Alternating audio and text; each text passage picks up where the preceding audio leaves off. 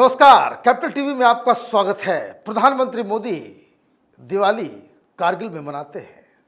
सेना का मनोबल 7वें आसमान पे पहुंच जाता है और इसलिए कुछ लोग ये भी कहते हैं कि अगर हिंदुस्तान और चीन के बीच जो युद्ध हुआ उस दौरान जवाहरलाल नेहरू की जगह प्रधानमंत्री मोदी देश को लीड कर रहे होते तो शायद हम चीन को हरा भी देते। लेकिन जिस हिसाब से गलतियां हुई, नेहरू ने जानबूझकर सेना के मोरल को बिल्कुल ही उसके ऊपर बुलडोजर चला दिया, उस वजह से हमारी हार हुई।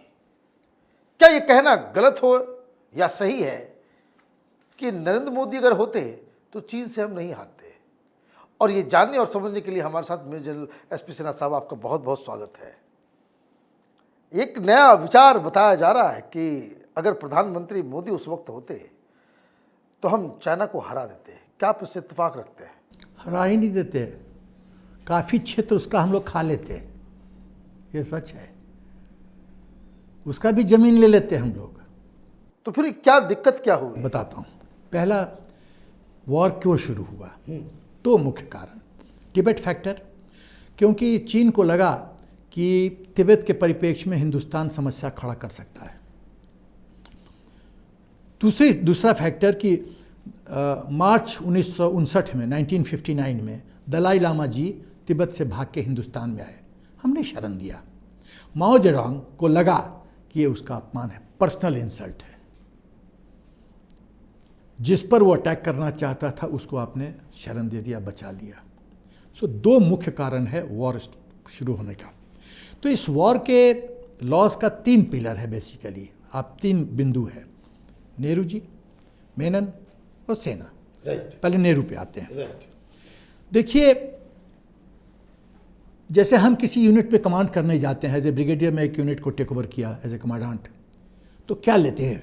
Briefing, detail briefing. तो एज ए प्रधानमंत्री उनको किन किन विषय पे पहला ब्रीफिंग उनको किससे लेना चाहिए था?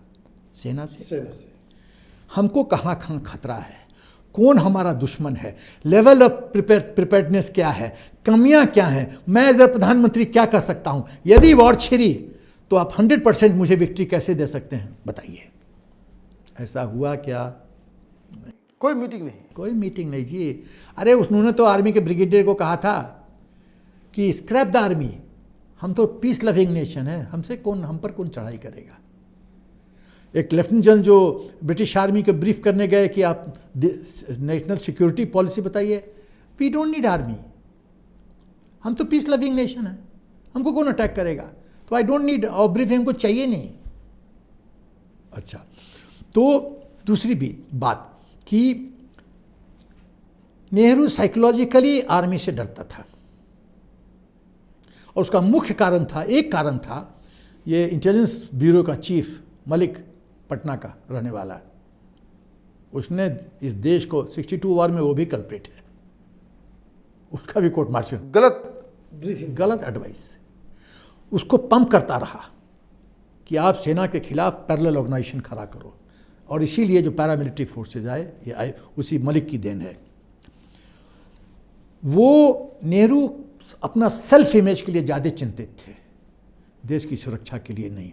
ये लोग कहते हैं कि जो शब्द है, जो लाइन है, लोग क्या कहेंगे, ये नेहरू का देन है हिंदुस्तान को, लोग क्या कहेंगे।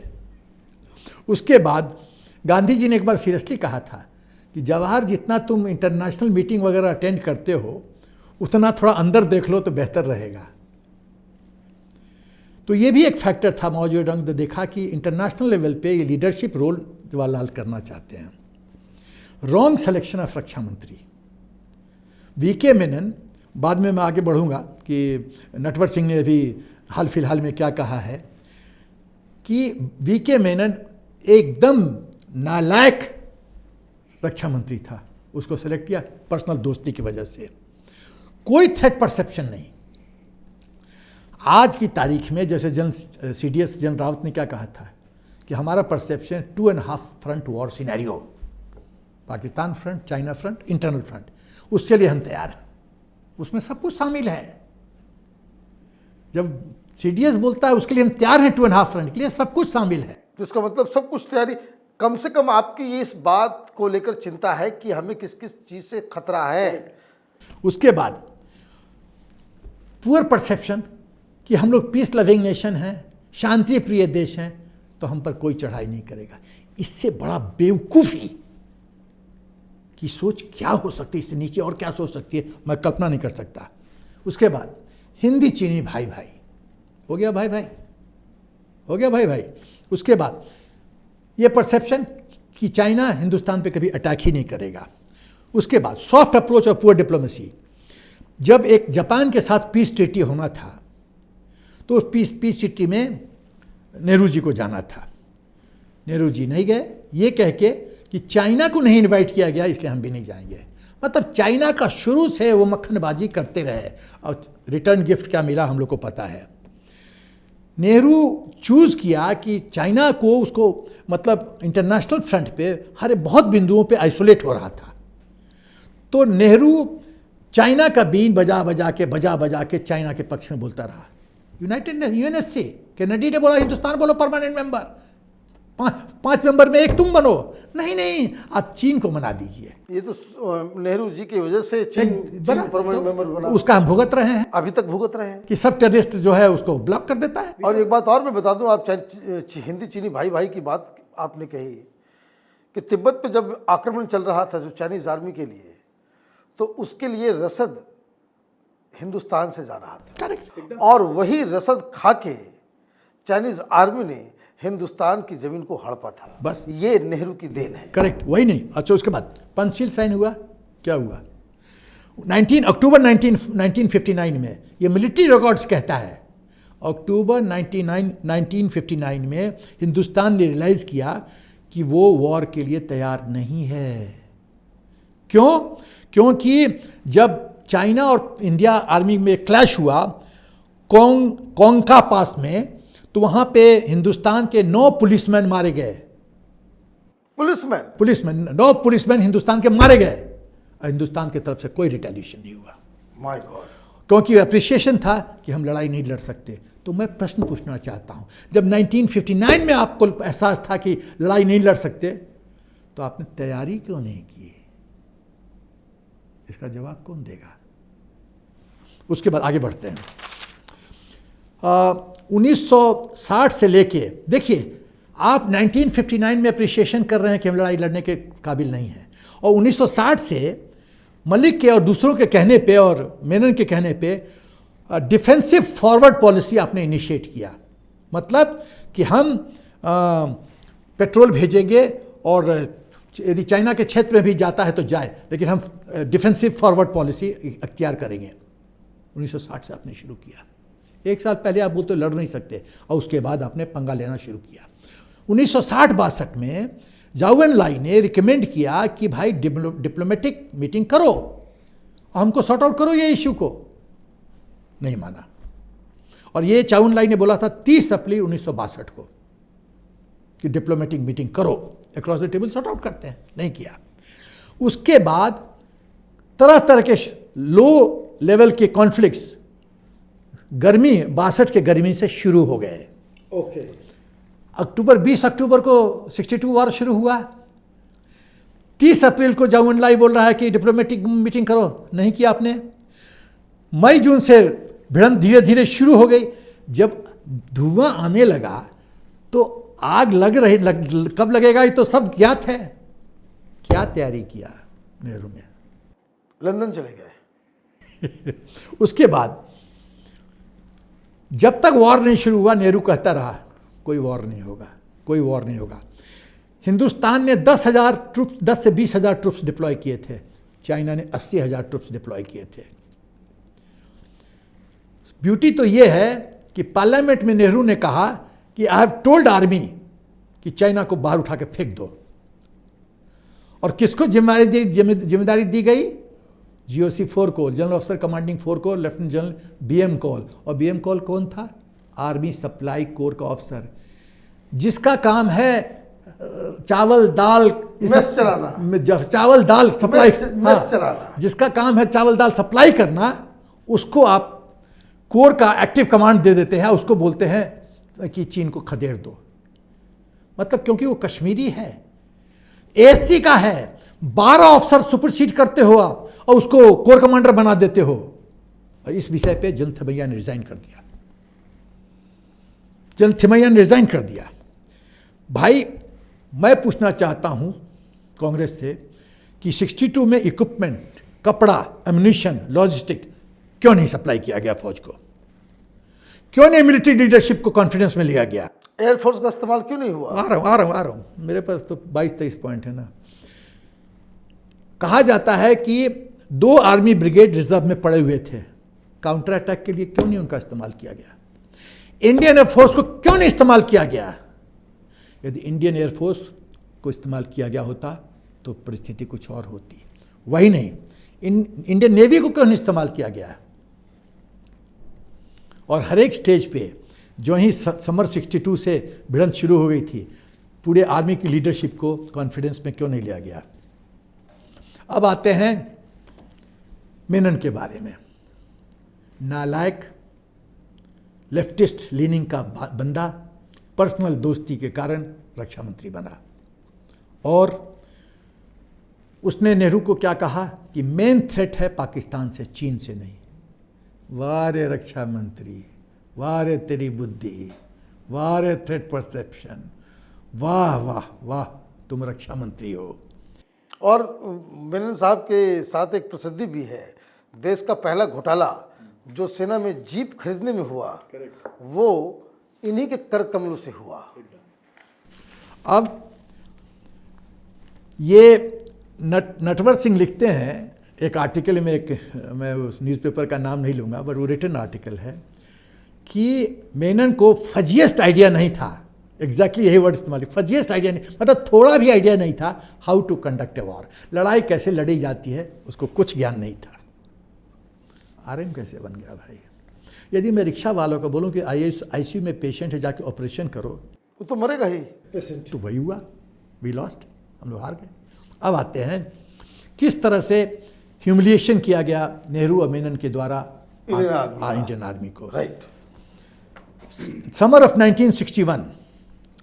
1961 के गर्मी में जूनियर ऑफिसर्स को एड्रेस करते समय मेनन ने कहा कि चीफ ऑफ स्टाफ की बेइज्जती की जूनियर ऑफिसर्स के सामने उस मीटिंग में कि 75% जो समस्या है वो हिंदुस्तान के सेना के चीफ ऑफ स्टाफ की वजह से है। My God. और क्या उन्होंने कहा कि मैं ये नहीं कर रहा हूं कि उनके पास वो माइंड मेकअप नहीं कर रहे हैं, मैं ये कह रहा हूं कि उनके पास माइंड है ही नहीं मेकअप करने के लिए। ये जूनियर ऑफिसर्स के सामने। यस। अभी राजनाथ सिंह के मुंह से ऐसी बात निकल जाए, अगले सेकंड वो सैक हो जाएंगे। फिर मैं रिपीट करता हूं अंग्रेजी में उसने क्या कहा, 75% of our difficulties come from chiefs of staff. I am not saying that they have not made up their mind, but because they have got no minds to make up. बुद्धि है ही नहीं, चीफ्स को बोल रहे हो, junior officers के सामने। अब आते हैं, बढ़ते हैं। 26 जुलाई 1956 को नेहरू कहता है कि मैं चाइना के बारे में चिंतित नहीं हूं, मैं ज़्यादा चिंतित हूं नागा प्रॉब्लम के बारे में, वो ज़्यादा समस्या वाला विषय है। बारे प्रधानमंत्री, वाह वाह। अब बढ़ते हैं। नेहरू कहता है कि हारने के बाद कि मुझे समझ में नहीं आता कि मैं पार्लियामेंट में कैसे बताऊं, क्या बोलूं कि हम इक्विपमेंट क्यों नहीं सप्लाई कर पाए। ये बुद्धि तुमको लड़ाई हारने के बाद आ रही है। खुद बोलता है कि ये सच है कि हम लोगों ने जिस तरह से इस वार को ट्रीट किया वो बहुत एमेच्योरिश तरीके से किया, नौसिखिया की तरह ट्रीट किया। ये नेहरू बोल रहा है, नॉट एसपी सिन्हा। खुद स्वीकार कर रहे हैं। हाँ, जब इंडिपेंडेंस मिला, ये बहुत इंटरेस्टिंग बात है, जब इंडिपेंडेंस मिला तो नेहरू ने सजेस्ट किया, आर्मी मतलब सीनियर ऑफिसर्स को बुलाया आर्मी के और सजेस्ट किया कि क्योंकि हम लोग को कोई एक्सपीरियंस नहीं है, मतलब आर्मी के, इंडियन आर्मी को आर्मी गवर्न करने की, तो एक ब्रिटिश जनरल को थोड़े दिन के लिए आर्मी चीफ बना देते हैं। तो उस समय मीटिंग में थे जनरल नथु सिंह राठौर। उन दिनों का जो जनरल का कैलिबर था ना मनीष, टॉप क्लास। अभी भी बहुत अच्छे हैं, ऐसी बात नहीं, अभी भी अच्छे हैं, बट उन दिनों टॉप क्लास था, एकदम बेधड़क बोलते थे बिना डर के। तो जनरल नथु सिंह राठौर थे और जनरल करियप्पा बैठे हुए थे उस मीटिंग में। जनरल नथु सिंह ने हाथ उठाया, मैं कुछ बोलना चाहता हूँ। नेहरू ने कहा फ्रैंकली बोलिए। जनरल नथु सिंह राठौर बोलते हैं कि sir, in that case Hindustan में किसी पॉलिटिकल पार्टी को तो प्रधानमंत्री बनने का एक्सपीरियंस नहीं है, तो एक ब्रिटिश आदमी को प्रधानमंत्री बना दीजिए। Very nice. हवा उड़ गए, तोते उड़ गए। तो नेहरू बोलते हैं in that case you become the army chief. He said no sir, general Cariappa is more capable than me, मुझसे ज़्यादा काबिल हैं, ये पद का उनको राइट है, मेरे से ज़्यादा वो अनुभवी हैं और ज़्यादा बेटर काम कर सकते हैं। और तब जनरल करियप्पा इंडियन आर्मी के first chief of army staff बने। मतलब आप देखिए किस तरह से बीएम कॉल को कश्मीरी नेट पे आप आर्मी सप्लाई कोर के बंदे को आप जीओसी 4 कोर बना देते हो और उसको कहते हो कि चीन को उठा के फेंक दो, और पार्लियामेंट बोलते हो मैंने सेना को बोल दिया उठा के फेंक देने के लिए। तो ये हालत है। तो ये तो नेहरू जी के वक्त किस तरह से आर्मी को मिसट्रीट किया जाता था, चीन के साथ जो लड़ाई हुई उसमें क्या क्या समस्याएं हुई। प्रधानमंत्री मोदी को आप देख रहे हैं किस तरह से वो ऑपरेट करते हैं। मुझे ये बताइए, अगर उस वक्त होते तो क्या ये गलतियां होती? एकदम नहीं होती। एयरफोर्स इस्तेमाल होता, नेवी इस्तेमाल होता, आर्मी 2 जो ब्रिगेड से रिजर्व वो काउंटर अटैक में इस्तेमाल होते। सबसे बड़ी बात है जब 1959 में मोदी जी को ब्रीफ किया जाता कि हम लोग वॉर के लिए तैयार नहीं हैं, उसी से समय से तैयारी शुरू हो जाती, उसी समय से तैयारी शुरू हो जाती है। क्या प्रॉब्लम है बताओ? आर्मी चीफ्स को कॉन्फिडेंस में लिया जाता, तीनों चीफ्स को बैठाया जाता, इमरजेंसी प्रोक्योरमेंट होता, सेना की बढ़ोतरी होती, रिक्रूटमेंट होता। 62 वॉर के लिए हम लोग इमरजेंसी कमीशन किए थे ना, लोगों को अफसर लेके आए थे इमरजेंसी कमीशन में, सब तैयारी हो जाती है। 1959 में हम रिलाइज किए, 60-61 अक्टूबर 62 में जाके लड़ाई हुई, रफली अबाउट 3 साल। 3 साल में तो सब कुछ। अरे 3 साल में तो चाइना को मोदी जी खा जाते हैं, खा जाते हैं। तो ये फर्क होता। तो इसलिए ये जो बात जो कही जा रही है कि अगर प्रधानमंत्री मोदी उस वक्त होते तो चीन से हम कभी नहीं हारते। 200% करेक्ट, 200% करेक्ट। आपको बहुत बहुत धन्यवाद इस ज्वलंत मुद्दे को एनालाइज करने के लिए। अगर आपको ये वीडियो पसंद आया तो आप इसे लाइक करें, शेयर करें और कैपिटल टीवी को सब्सक्राइब करें। धन्यवाद।